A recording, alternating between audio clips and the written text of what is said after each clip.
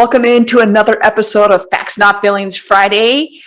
I am so excited to have you all in here today. Man, do we have an incredible episode today. So excited. I want to first and foremost thank you all for being a part of this. Thank you for so much for letting me into your workspace, into your home. Maybe you're driving right now and listening to it. So thanks for taking me along your drive.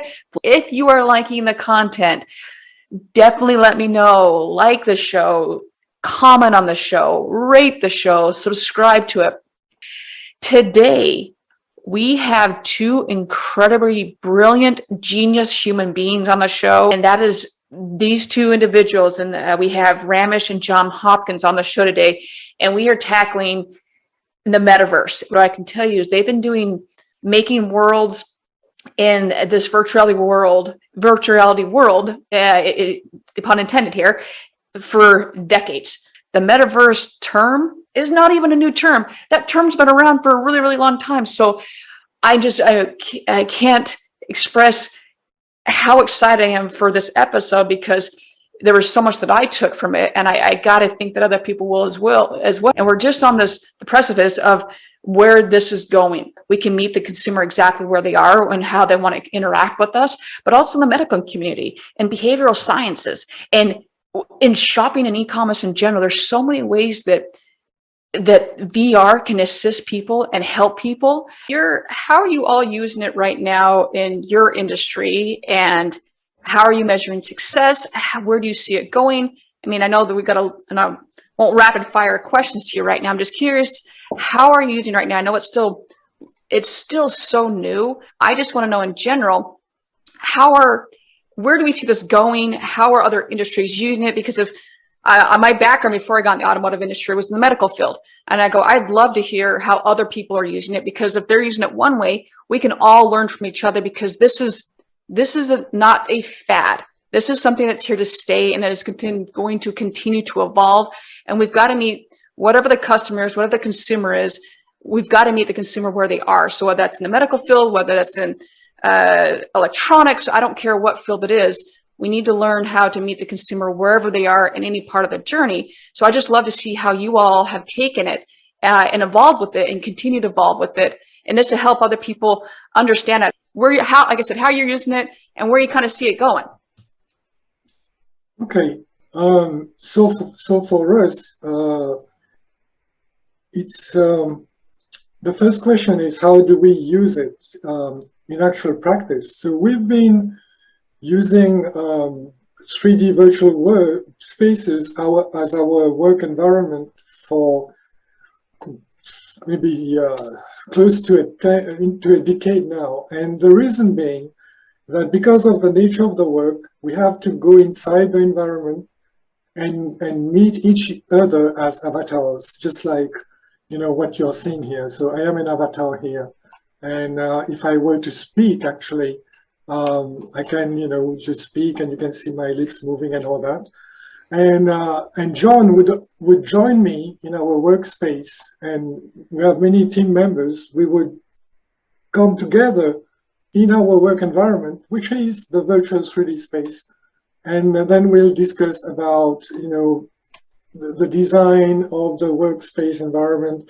And basically, we created tools that we ourselves needed to make our work simpler. So in a sense, for us, the use case was very simple, because we are using the 3D world in a very direct way. Our workplace is the product itself. So that's how, it's very obvious for us as a use case. And yeah, for example, this room here where you're seeing us in World is where we hold our weekly meetings with the rest of the team. Yeah. So we've got, we have, if we want, we have various sort of the equivalents of audiovisual aids and so on. So, there's a board there which lets us interact with it to take notes during a meeting, to set the agenda for a meeting, and so on. So this is very much part of our working life, and we built all this. This is using our product. So a couple follow-up questions to that. One, do you feel like you have better engagement when you are in your workspace versus we all have Zoom fatigue at this point due to the pandemic and seeing floating heads? And now do you feel like you have better engagement in the metaverse and in your workspace versus talking heads like this? So John is in a different country. In fact, all our members are in different countries. We have one, in Mauritius, one couple in England, and one in Canada, and we have, members from Germany. So it's impossible for us to actually, work together in one physical location. So it comes down to money, costs. If I were to build a company and rent for physical space and pay for the usual monthly cost, it's probably going to have cost us around $2 or $3 million right now just to make this company work. But right now we all work in the virtual space and we use other tools to interact and communicate. And that's on the practical side of things. And yes, if you look at the more social aspect side of things, I would say it has its obvious challenges. For example, if you look at my avatar and compare, the behavior of this little figure here and my video is of course, there are different ways of interacting at a distance, when you are geographically separated, but it's obvious that the video is more compelling in the sense that you can see my facial expression and you can basically look at my, there are many more clues that you can observe when you're having a conversation. And that's not currently, I would say, cheaply done in virtual worlds. The best thing that you can do at this time is maybe you can have some link syncing, and you can have maybe some face tracking and things like that. So that's to me is more along the lines of fidelity. So the higher the fidelity your VR environment becomes, the more of these cues can be captured. But there are more critical fundamental cues that cannot be transferred into the virtual worlds.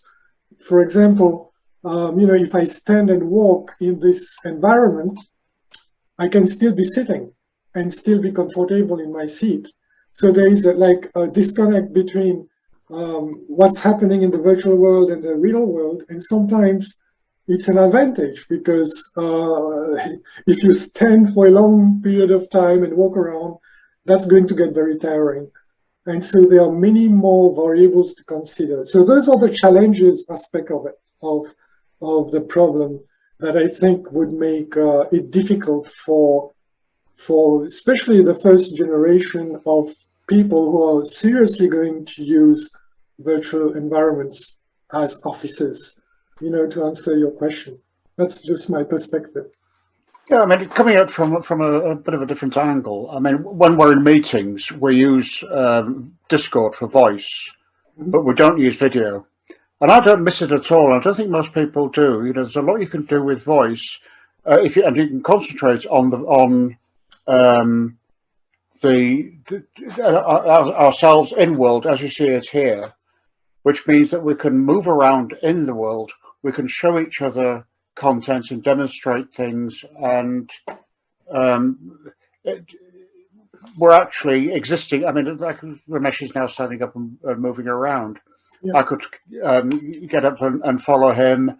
He can show me what he's been working on. I can show him what I've been working on, and so on. So a lot of it is to do with the content that you have within the world. So that's a very simple case where sharing the same virtual space is important because one is you can access the information very easily, but in addition to it, you have information about what your peers are doing and and what they are interested in. So that's a simple example. But if you think in a real office situation where you have brainstorming sessions, where you have like a board and somebody is doing like a Scrum session or is doing an agile design session, and they have to write down, various notes and stick on the board, and everyone has to look at it. You can use the space for doing all that. So these are the kind of in the field we call them affordances. It's like there are some inherent advantages to the environment that you can start discovering once you start, metaphorically living in it. Then you start exploiting those advantages that are not available in the real world.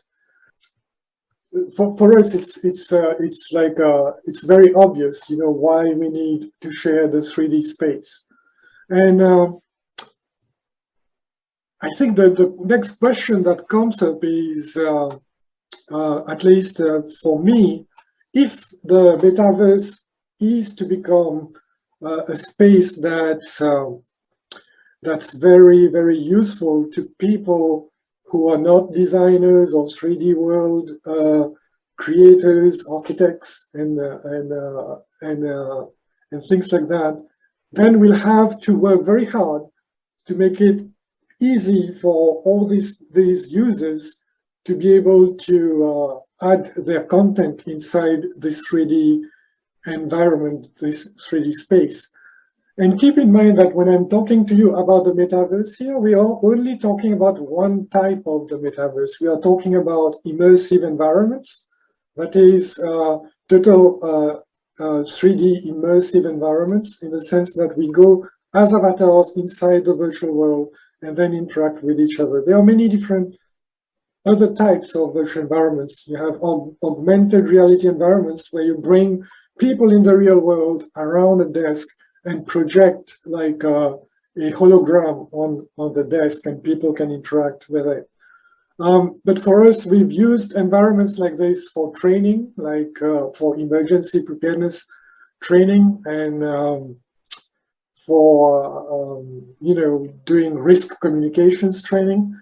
In every those cases, you will see, like in the hospital, for example, you need to train staff, how to communicate with patients during a surge situation.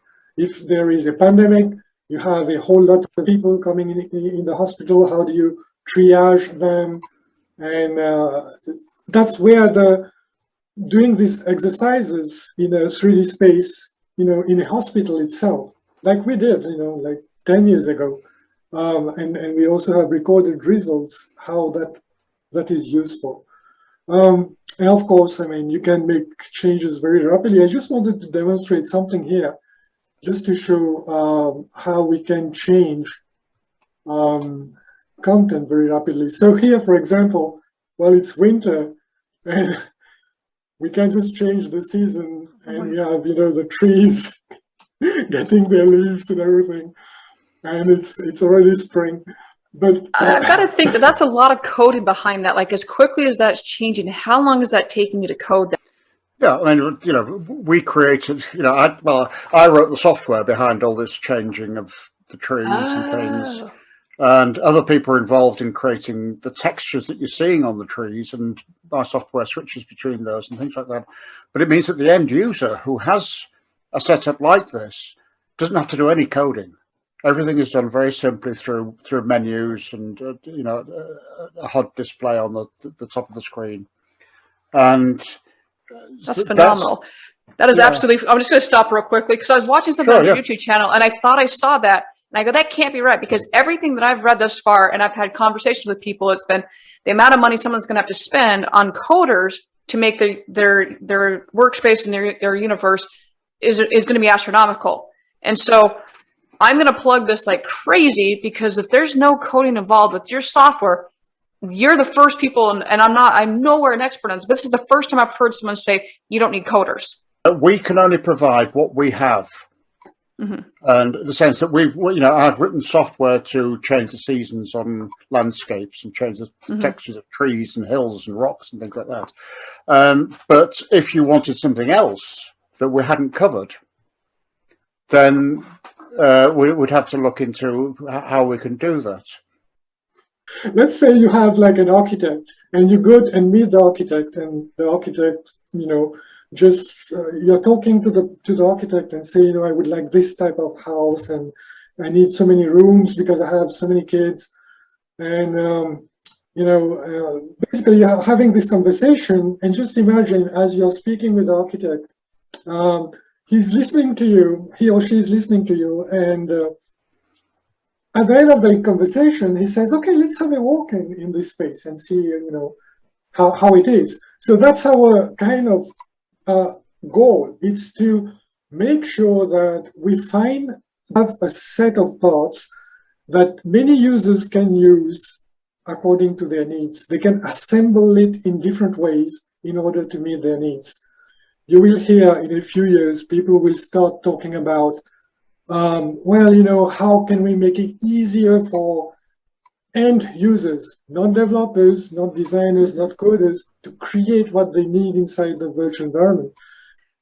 Ramesh and John, thank you so much for lending everyone your brain today. I mean, it's just been, you guys are, I cannot say thank you enough, and for not only showing and actually being able to see how things are built and how things are done. And I'm really going to say dispelling some myths, because personally, I can't think that I'm the only one. Like this is all new to me, that you don't have to only build us in the metaverse and in one way, and all the different things that you can do. I mean, you guys have been doing this for years, this is nothing new. So just thank you so much for taking the time to enlighten all of us. And like I said, letting me steal your brains for a little bit and pick your brains a little bit on this has been awesome. And developing a product that makes it so seamless that you don't have to spend an absorbent amount on something to have a world out there. So thank you once again for this. Everyone, once again, you know that I'm always going to close like this. Be kind to people. Do something nice for your neighbor. Go serve someone. This is not something that I just say lackadaisically. This is something that is so deep in my bones and in my DNA. My mother was such that to her last dying breath, it was to serve other people. And what can I do to better someone's life? And so this is something I really truly do believe in.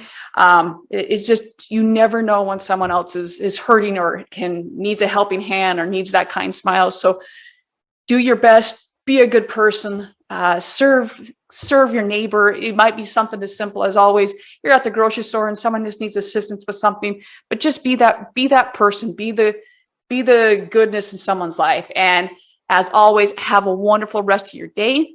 Have a wonderful weekend, and we'll see you all next week. Thank you very much.